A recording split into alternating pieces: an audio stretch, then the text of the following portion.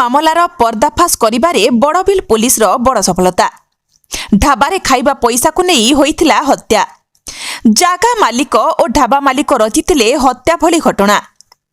କେନ୍ଦୁଝର ଜିଲ୍ଲାର ଖଣିଜ କ୍ଷେତ୍ର ବଡ଼ବିଲ ଥାନା ଅନ୍ତର୍ଗତ ଝାଡ଼ଗାଁ ନିକଟରେ ଡିସେମ୍ବର 23 ତାରିଖ ମିଳିଥିବା ମୃତ ଶରୀରକୁ ନେଇ ଯାହାର ତଦନ୍ତ ଆରମ୍ଭ କରିଥିଲା ପୋଲିସ। ମୃତକ ଜଣକ ଗତ ନଭେମ୍ବର ମାସ 5 ତାରିଖ ଉକ୍ତ ଶଙ୍କର ଢାବାକୁ ଖାଇବାକୁ ଯାଇ ଖାଇସାରିବା ପରେ ଟଙ୍କା ଦେଇନଥିଲେ, ଯାହାକୁ ନେଇ ଢାବା ମାଲିକଙ୍କ ସହ ତାର ବଚସା ହୋଇଥିଲା ଏବଂ ଢାବା ମାଲିକ ଜାଗା ମାଲିକ ମିଥୁନ ମୁଣ୍ଡାକୁ ଡାକିଥିଲା ଏବଂ ଉଭୟ ମିଶି ତାକୁ ଲୁହା ରଡ୍ ସାହାଯ୍ୟରେ ତାକୁ ମାରିଥିଲା, ଯାହାଫଳରେ ତା ମୁଣ୍ଡ ଫାଟିଯାଇ ରକ୍ତ ବାହାରିବାରୁ ତାର ମୃତ୍ୟୁ ହୋଇଯିବା ପରେ ତାକୁ ନିକଟସ୍ଥ ଏକ ନାଳ ନିକଟକୁ ନେଇଯାଇ ଫୋପାଡ଼ି ଦେବା ସହ ତା ଉପରେ କିଛି ଘାସ ପକାଇ ଦେଇଥିଲେ। ଗତ ଡିସେମ୍ବର 23 ତାରିଖ କିଛି ଲୋକ ଉକ୍ତ ଶରୀରକୁ ଦେଖି ବଡ଼ବିଲ ପୁଲିସକୁ ଖବର ଦେଇଥିଲେ। ଖବର ପାଇ ବଡ଼ବିଲ ପୁଲିସ ଘଟଣାସ୍ଥଳରେ ପହଞ୍ଚି ଶବକୁ ଜବତ କରିବା ସହ ଘଟଣା ସମ୍ପର୍କରେ ତଦନ୍ତ ଆରମ୍ଭ କରିଥିଲେ। ବଡ଼ବିଲ ପୁଲିସ ତଦନ୍ତ ଚଳାଇଥିବା ବେଳେ ଢାବା ମାଲିକ ଶଙ୍କର ମହାନ୍ତ ହିଁ ହତ୍ୟାକାରୀ ବୋଲି ପୁଲିସ ଜାଣିବାକୁ ପାଇଥିଲେ ଓ ତାକୁ ସହଯୋଗ କରିଥିବା ଜାଗା ମାଲିକ ମିଥୁନ ମୁଣ୍ଡାକୁ ମଧ୍ୟ ଗିରଫ କରି ଉଭୟଙ୍କୁ କୋର୍ଟ ଚାଲାଣ କରିଥିବା ବେଳେ ହତ୍ୟା ଘଟଣାରେ ବ୍ୟବହୃତ କରିଥିବା ଏକ ଲୁହା ରଡ୍କୁ ଜବତ କରିବା ସହ ଘଟଣା ସମ୍ପର୍କରେ ଅଧିକ ତଦନ୍ତ ଚଳାଇଥିବା ନେଇ ଏକ ପ୍ରେସ୍ ବିବୃତ୍ତି ଜରିଆରେ ସୂଚନା ଦେଇଛନ୍ତି ବଡ଼ବିଲ ଉପଖଣ୍ଡ ଆରକ୍ଷୀ ଅଧୀକ୍ଷକ ଦେବେନ୍ଦ୍ରନାଥ ପିଙ୍ଗୁଆ। ମୃତକ ଜଣକ ହେଲେ ସୁଦୂର ଝାଡ଼ଖଣ୍ଡ ରାଜ୍ୟ ହଜାରିବାଗ ଜିଲ୍ଲାର କେନ୍ଦୁଆ ଗ୍ରାମର ସଞ୍ଜୟ ଯାଦବ। ସେ ଏଠାରେ ରହି ଗାଡ଼ି ଚାଳକ ଭାବେ କାର୍ଯ୍ୟ କରୁଥିବା ନେଇ ସୂଚନା ଦେଇଛନ୍ତି ଉପଖଣ୍ଡ ଆରକ୍ଷୀ ଅଧୀକ୍ଷକ। କେନ୍ଦୁଝର ଜିଲ୍ଲାରୁ ସରୋଜ କୁମାର ମହାପାତ୍ରଙ୍କ ରିପୋର୍ଟ। ଗତ 23 ଡିସେମ୍ବର 2025 ଝାଡ଼ଗାଁ ପାଖ ଗୋଟେ ଶଙ୍କର ଢାବା ନିକଟରୁ ଗୋଟେ ଅର୍ଦ୍ଧଗଳିତ ଅଜଣା ମୃତଦେହ ମିଳିଥିଲା। ତା ଉପରେ Barbil PSC UD case number 48/2025 ରୁଜୁ ହେଇକି ତାର ଇନକ୍ୱାରି କରାଯାଇଥିଲା। ଇନକ୍ୱାରିରେ ଜଣାପଡ଼ିଲା ଯେ ମୃତକ ସଞ୍ଜୟ କୁମାର ଯାଦବ, ଗାଁ ହେଉଛି କେନ୍ଦୁଆ, ଥାନା ବରକଠା, ହଜାରିବାଗ ଡିଷ୍ଟ୍ରିକ୍ଟ। ଆଉ ତାର ପୋଷ୍ଟମର୍ଟମ ରିପୋର୍ଟରୁ ଜଣାପଡ଼ିଲା ଯେ ଏଟା ଗୋଟେ ହତ୍ୟାକାଣ୍ଡ ବୋଲି।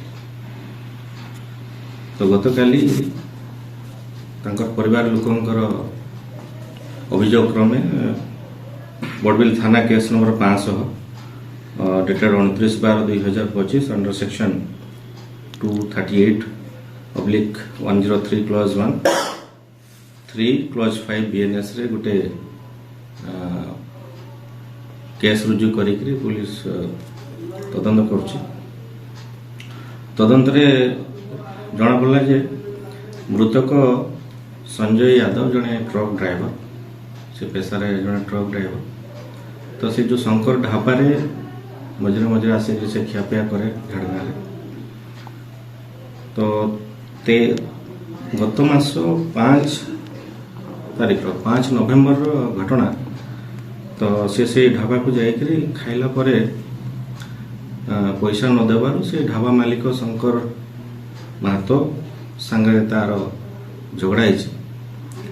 ଆଉ ଝଗଡ଼ା ସମୟରେ ସେ ତାର ଯିଏ ପାଖରେ ଘର କରିଛି ସେ ଜାଗାର ମାଲିକ ଯିଏ ମିଥୁନ ମୁଣ୍ଡା, ତାକୁ ବି ସେ ଡାକିଛି। ଦୁଇ ଜଣ ମିଶିକରି ତାକୁ ବାଡ଼େଇଛନ୍ତି। ସେ ମିଥୁନ ମୁଣ୍ଡା ବି ତାକୁ ଚାପୁଡ଼ା ମାରିଛି। ତ ଗୋଟେ ସଡନ୍ ପ୍ରଭୋକେସନରେ ଅଭିଯୁକ୍ତ ଶଙ୍କର ମାହାତ ସେ ଗୋଟେ ଲୁହା ରୋଡରେ ତାର ମୁଣ୍ଡକୁ ଏସଲ୍ଟ କରିଛି। ତ ସେଇଠି ସେ ଇଞ୍ଜର୍ଡ ହେଇକି ସେଇ ଥିଲେ। ପରବର୍ତ୍ତୀ ସମୟରେ ମୃତ୍ୟୁ ହେଇଛି ତାଙ୍କର। ମୃତ୍ୟୁ ହେଲା ପରେ ସେମାନେ ଶଙ୍କର ଆଉ ମିଥୁନ ମୁଣ୍ଡା ମିଶିକିରି ତାର କିଛି ଦୂରରେ ନେଇକି ଡେଡ୍ ବଡିକୁ ପକାଇ ଦେଇଥିଲେ ଆଉ କିଛି ତା ଉପରେ ଘାସ ଫାସ ଲୁଚେଇ ଦେଇଥିଲେ, ଢାଙ୍କି ଦେଇଥିଲେ। ତ ଯେହେତୁ ଶୀତ ଦିନ ଥିଲା, ଅତ୍ୟଧିକ ଶୀତ ଥିଲା, ମୃତଦେହ ସମ୍ପୂର୍ଣ୍ଣ ଭାବେ ଡିକମ୍ପୋଜ ହେଇନି। ଆଉ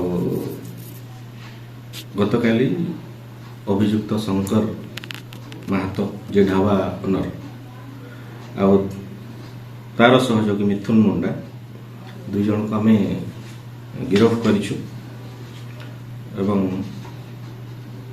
ଗୋଟେ ଆଇରନ୍ ରଡ୍ ଯେଉଁଥିରେ ଶଙ୍କର ମାହାତ ତାକୁ ଏସଲ୍ଟ କରିଥିଲେ ତାକୁ ଜବତି କରାଯାଇଛି। ଆଜି ସେ 2 ଜଣକୁ ଆମେ କୋର୍ଟ ଚାଲାଣ କରୁଛୁ। ठीक